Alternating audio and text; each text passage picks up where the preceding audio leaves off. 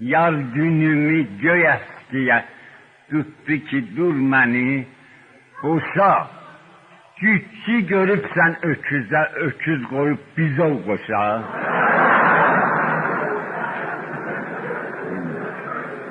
Sen 50'ni keçip yaşın, ben bir 30 yaşında kız. Söyle görüm 30 yaşın ne nispeti 50 yaşa. Sen yere koydun başımı, ben başıma ne derstedim, belki ben artık yaşadım, neylemeli? Dedim yaşa. Yani düz değilsen, düz değilsen. Bu yaşa da Türkiye'de bir istilahtır da, istilah-ı maksud.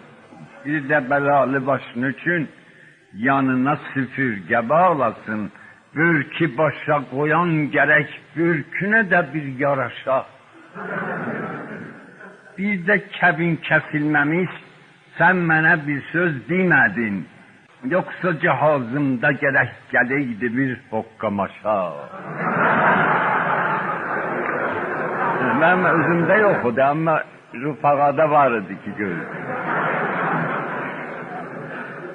Dedim kaza gelip tapıp, bir iş idi olup keçip. Kurbanım ol ala göze, heyranım ol kalem kaşa. Dosta mürüvvet etmeli, düşman ile küçülmeli. İş belədir, rəva deyil, bəşər yolun azıb çaşa. Mən də sənin dayoğluam, sən də mənim bibim qızı. Könül baxırsa günəşə, göz də gərəkdir qamaşa. İndi bizim maral kimi 3 balamız vardı, gərək ata-ana savaşta da bunlara xatir barışa. Bu dünya bir yol kimidir.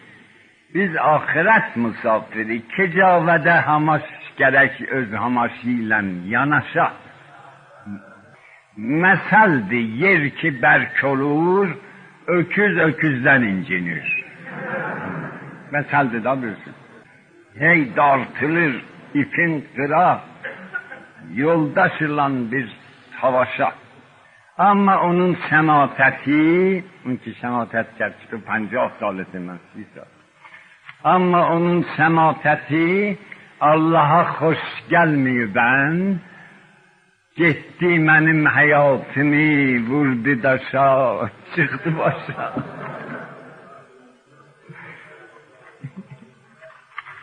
Gitti benim hayatımı, vurdu daşa, çıktı başa.